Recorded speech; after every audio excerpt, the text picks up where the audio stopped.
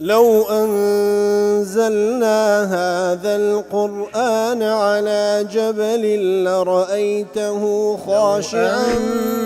أنزلنا هذا القرآن على جبل لرأيته خاشعا أنزلنا هذا القرآن على جبل لرأيته خاشعا متصدعا من خشية وتلك الله. الأمثال نضربها للناس لعلهم يتفكرون.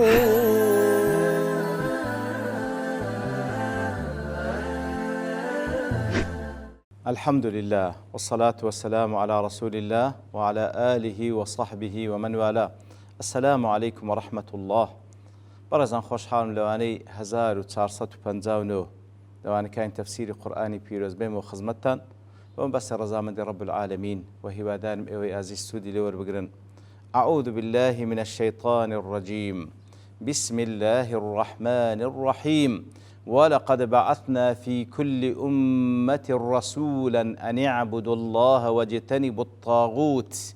فمنهم من هدى الله ومنهم من حقت عليه الضلالة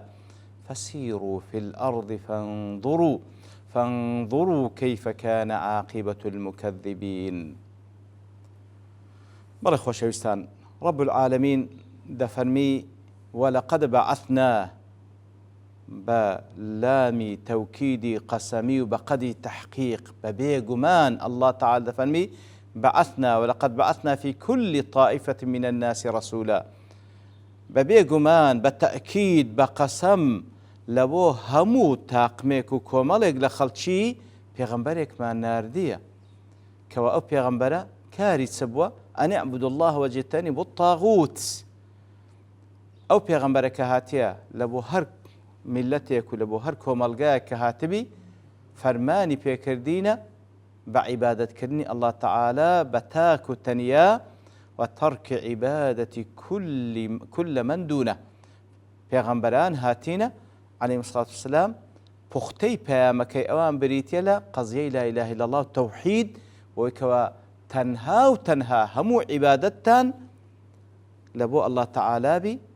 و هەروەها وازهێنان لە عیبادەتی هەموو ئەوانەی لە خوار خوای گەورە دەپەرسترێن. ئیتر دوور کەونەوە لە تەواغید واجتنبوا الطاغوت کەواتە كونوا في جانب والطاغوت في جانب. ئەنگۆ هەندە دوور کەونەوە ئەنگۆ لەلایەک بن تاغوتیش لەلایەکی دیکە بی ئەوانەی کەوا دەپەرسترێن لە غەیری الله تعالى وەکو كالشياطين والأصنام. شەیطانەکان ئینس و جن کە دەپەرسترێن بت و سەنەمەکان. فحجته سبحانه قد قامت على جميع الأمم. لوی الله تعالى لڕێگای پێغەمبەرانیەوە عليهم الصلاة والسلام ئیقامەی حجەی لەسەر هەموو ئومەتەکان کردیە بۆی کەوا پێغەمبەر لە ڕوانە کردینە لە بۆ ئەوەی کەوا پەیامی الله تعالى پێڕا بگەینی کە قەزیەی تەوحیدە هەمووتان هەموو عیبادەتتان تەنها لە بۆ الله تعالى بی دوور کەونەوە لە تەواغید ئەوانەی کەوا دەپەرسترێن لە غەیری الله تعالى. ابن القيم لە مەدارج السالكين دەڵێ واجتنبوا الطاغوت. الطاغوت چییە؟ اسم لكل ما عبدوه من دون الله. طاغوت ناوێکە لە بۆ هەموو ئەوانە بەکاردەهێنرێ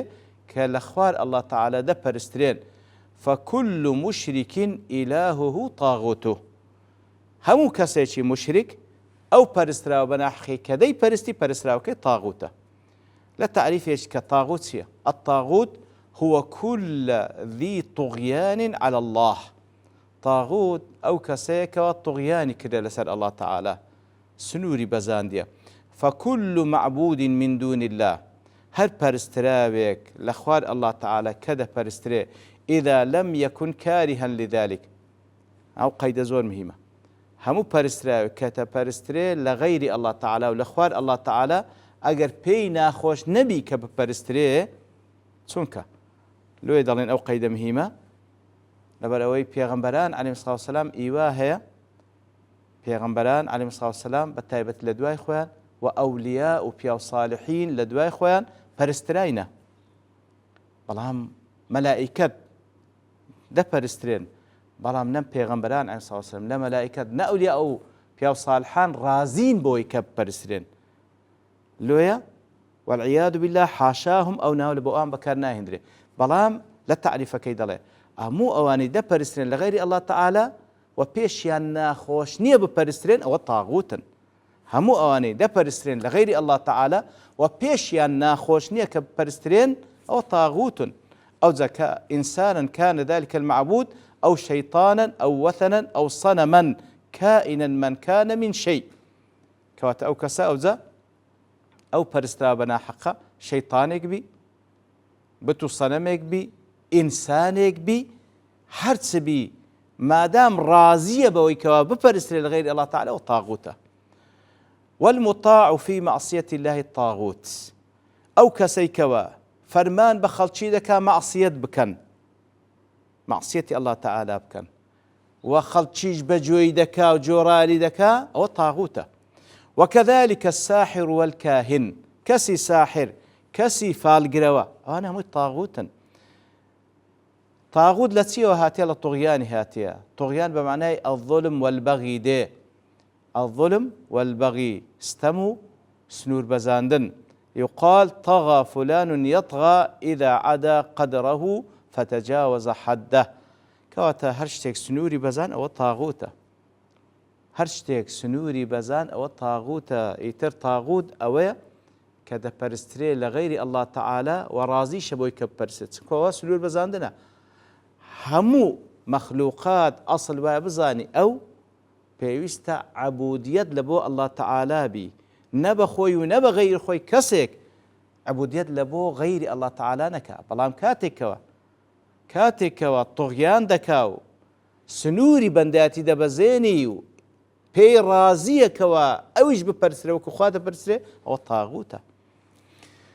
لا القول المفيد على كتاب التوحيد ابن عثيمين دلالة فيه دلالة على إجماع الرسل عليهم الصلاة والسلام على الدعوة إلى التوحيد وإنهم أرسلوا به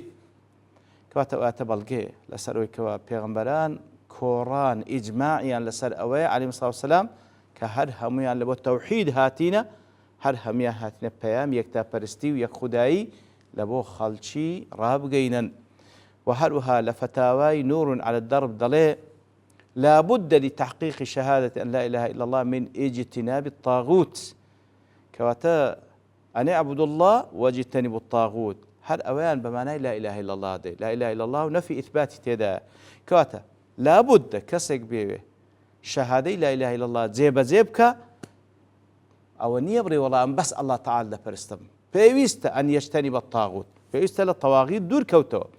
دور كوتو بهيش شويك لين زينبتو أو لزاني وكنت ما اجتنابه معناه دي أو لزاني باش بيجي طاغوت لزاني باش كبي طاغوت وهو كل ما عبد من دون الله عز وجل أو تحاكم الناس إليه من دون الله أو أنيك لأخوار الله تعالى ده برسترين ورازيشن بوي برسترين أو كوا ادعاء كذا بخلق حكم بينتو لاي من يتر أو أنا طاغوتا بلى كأخوي يور بيغمبراني بو بياما ناردية فمنهم من هدى الله أي فمن الأمم من هداهم الله يتر لنا أمتاني كوا بيغمبراني اللوهاتية كسانك هن كالله تعالى هداية يعني دا فأرشدهم إلى دينه خوي قبرا رينموني كرن ودينك يا خوي ووفقهم للإيمان به والتوفيق شكر دينا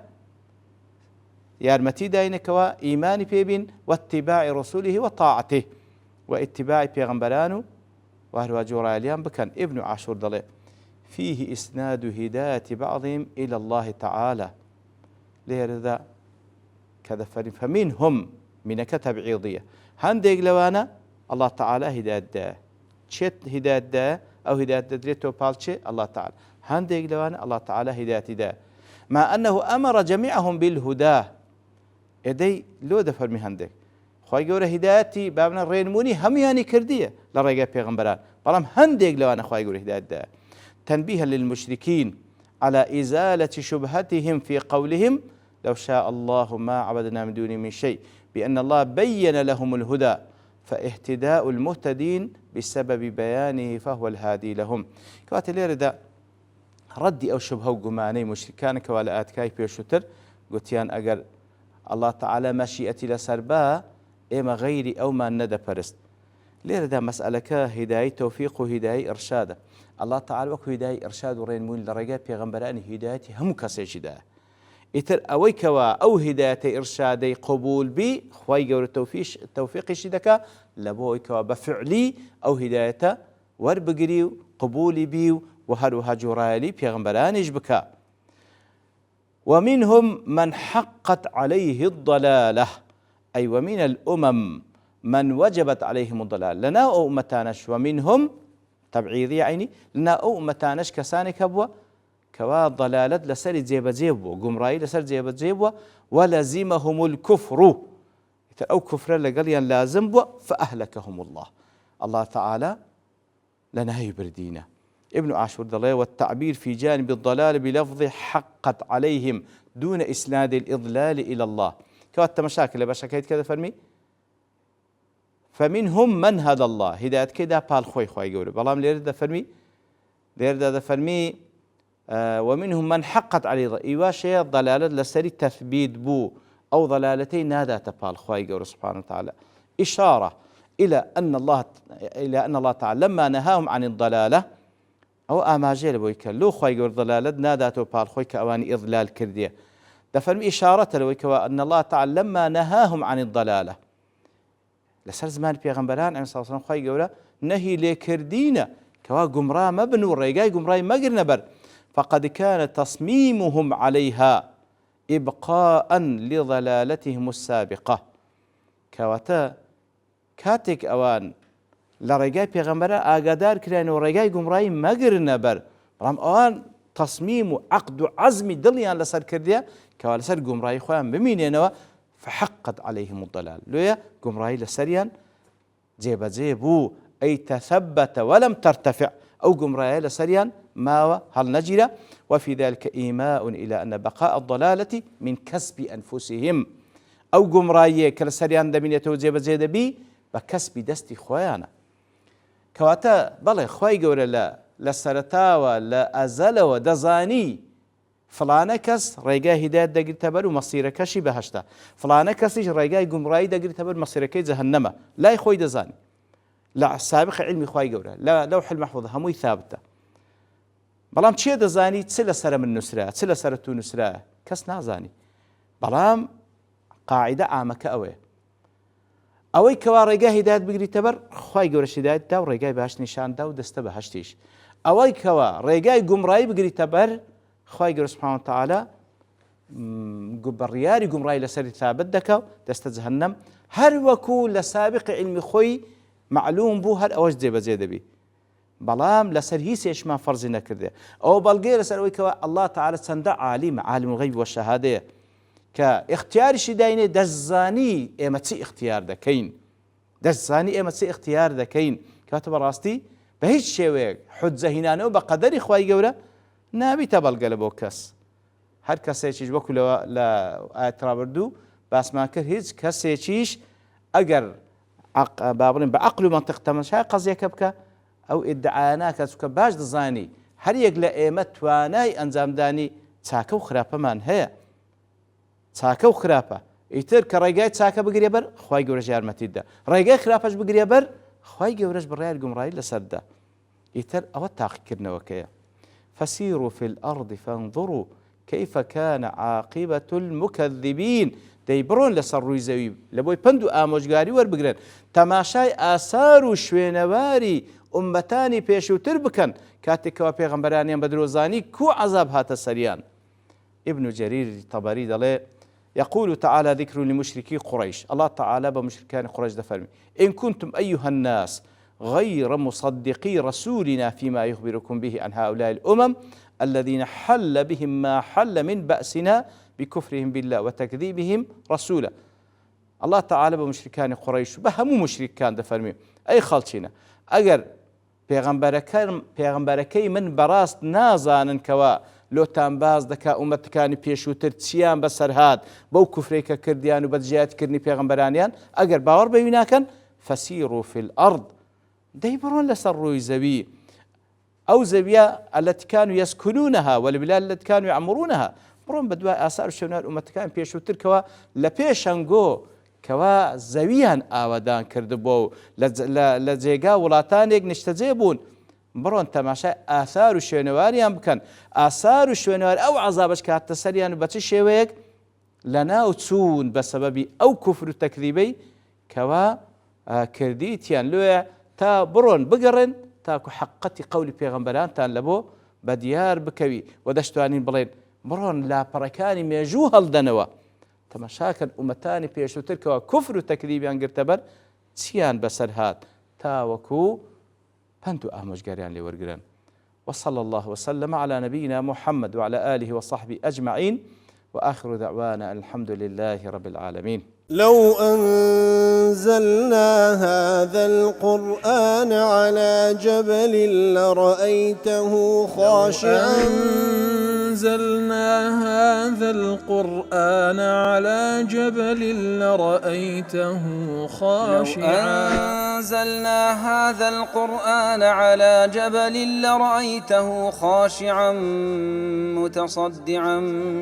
من خشية الله. وتلك الأمثال نضربها للناس لعلهم يتفكرون.